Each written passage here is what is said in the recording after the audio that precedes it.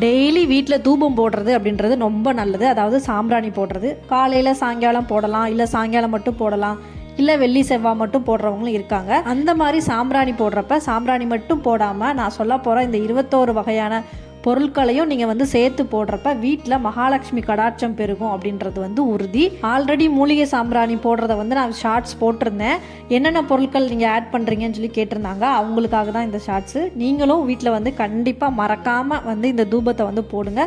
உங்களுக்கே டிஃப்ரெண்ட் நல்லா தெரியும். நெகட்டிவ் எனர்ஜி எல்லாம் வெளியேறி பாசிட்டிவ் எனர்ஜி உங்கள் வீட்டில் இருக்கிற ஃபீல் உங்களுக்கு கண்டிப்பாக கிடைக்கும்.